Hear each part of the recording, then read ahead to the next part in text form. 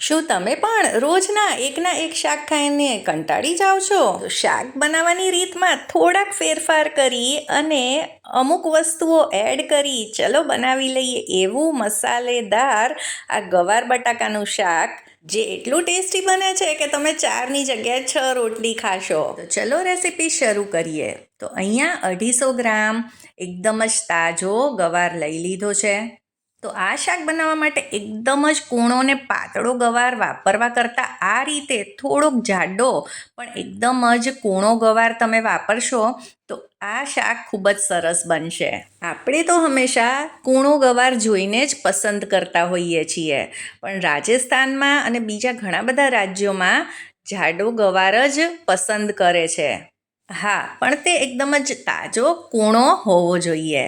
તો ગવારના ઉપર નીચેના ભાગને કાઢી અને પછી આપણે આના આ રીતે મોટી સાઇઝના જ પીસ કરવાના છે. અને જો ગવાર બહુ મોટો ન હોય તો તેને આખો જ રાખી દઈશું. તો આપણે આ બધા જ ગવારને આ રીતે કટ કરી લીધો છે. હવે તમે આ શાક ખાલી ગવારથી પણ બનાવી શકો છો, પણ આજે આમાં હું 3 નંગ બટેટા પણ ઉમેરવાની છું. તો આ પણ 250 ગ્રામ જેટલા જ બટેટા છે. હવે બટેટાની છાલ કાઢી અને તેને ધોઈ લીધા છે.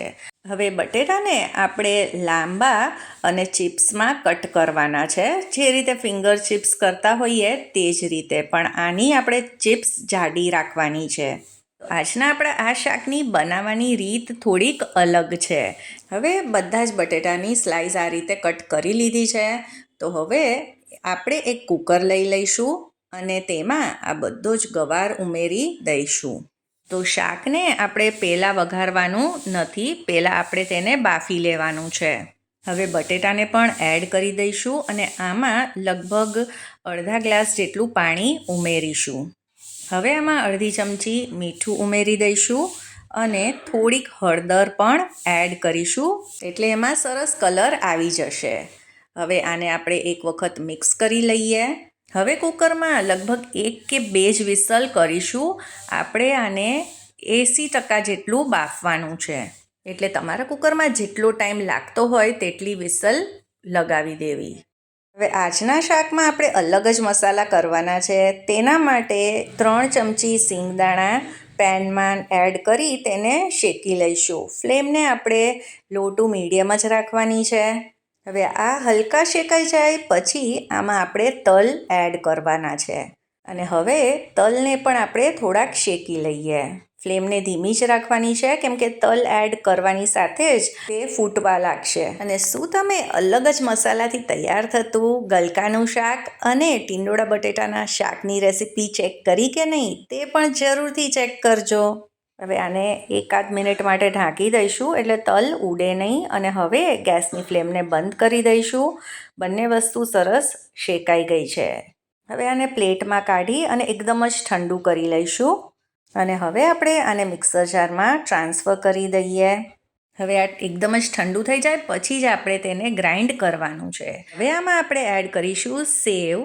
આની જગ્યાએ તમે ગાંઠિયા કે બીજું કોઈ પણ નમકીન ચવાણું પણ એડ કરી શકો છો. આ જરૂરથી એડ કરજો, આનાથી જ આપણા શાકમાં ખૂબ જ સરસ ટેસ્ટ આવશે. હવે આપણે પલ્સ મોડ ઉપર આ બધી જ વસ્તુઓને ગ્રાઇન્ડ કરી લેવાની છે. તો આ રીતે એ દરદરી પીસાઈ જશે. હવે એક મિક્સિંગ બોલમાં આને કાઢી લઈએ અને હવે આમાં જ શાકના બધા જ મસાલા આપણે એડ કરી દેવાના છે.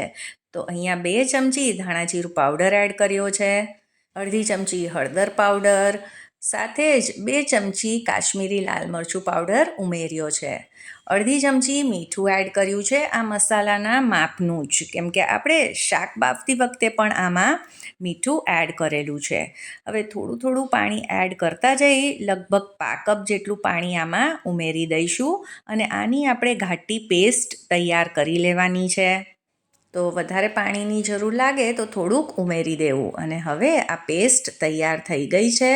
તો આપણે આને એક તરફ અત્યારે રાખી દઈશું. હવે કુકર ઠંડુ થઈ ગયું છે તો આપણે ગવાર બટેટાને પણ ચેક કરી લઈએ. હવે આમાંથી વધારાનું પાણી કાઢી લીધું છે, જે અડધા કપ જેટલું હતું. અને હવે જો ગવાર અને બટેટાને ચેક કરીએ તો એ સરસ રીતે બફાઈ ગયા છે. વધારે પડતા ચડી પણ નથી ગયા, તૂટી પણ નથી ગયા અને એકદમ પરફેક્ટ છે.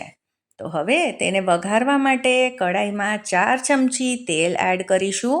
આમાં તેલ પણ થોડુંક આગળ પડતું હશે તો ટેસ્ટ સરસ આવશે. હવે 1 ચમચી અજમો ઉમેર્યો છે અને 2 મોટી ચમચી લીલું લસણ એડ કર્યું છે. તે શૂટ કરવાનું રહી ગયું હતું. જો લીલું લસણ ન હોય તો 7-8 કળી લસણની તમે ક્રશ કરીને પણ એડ કરી શકો છો. તો આને લગભગ 1 મિનિટ માટે સાતળી લઈશું. પછી આમાં ચપટી હિંગ એડ કરીશું અને હવે આપણે જે મસાલાની પેસ્ટ તૈયાર કરી છે તે આમાં એડ કરી દઈશું. લગ્ન પ્રસંગમાં કે પછી વરામાં જમણવારમાં બનતું બટેટાના શાકની રેસિપીમાં પણ આ જ રીતે આપણે આ મસાલાની પેસ્ટ એડ કરી હતી. તો તે રેસિપી પણ જોવાનું ભૂલતા નહીં. આ બધી જ રેસિપીની લિંક હું ડિસ્ક્રિપ્શનમાં આપી દઈશ. હવે આ પેસ્ટને લગભગ 1 મિનિટ આપણે કૂક કરી છે અને તમે જોઈ શકો છો કે સાઈડમાંથી આમાં તેલ પણ છૂટું પડ્યું છે. તો હવે આપણે આમાં જે ગવાર અને બટેટા છે તેને એડ કરી દઈશું.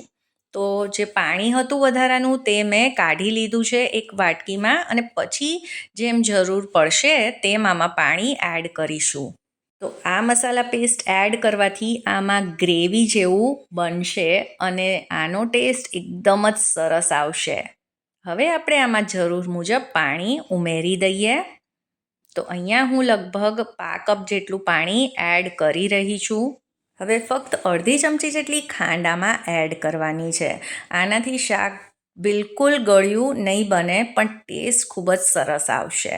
તો જરૂરથી એડ કરજો. હવે બસ આને ઢાંકી અને 1 કે 2 મિનિટ માટે કૂક કરીશું. તમે જોઈ શકો છો કે તેલ છૂટું પડ્યું છે અને આપણું શાક હવે તૈયાર છે. હું અત્યારે આમાં થોડોક રસો આ રીતે રાખી રહી છું કેમ કે આ 1-1.5 કલાક પછી એકદમ જ રસો એબ્ઝોર્બ થઈ જશે.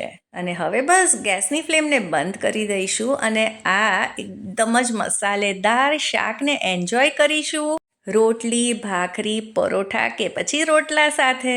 આશા કરું છું આજની આ રેસિપી તમને પસંદ આવી હશે અને જો પસંદ આવી હોય તો તેને લાઈક કરજો, તમારા ફ્રેન્ડ્સ અને ફેમિલીમાં શેર કરજો અને ચાર્મીસ ગુજરાતી રસોઈને સબસ્ક્રાઈબ કરવાનું બિલકુલ ના ભૂલતા. મળીએ ફરી કાલે નવી રેસિપી સાથે. સૌને જય શ્રી કૃષ્ણ.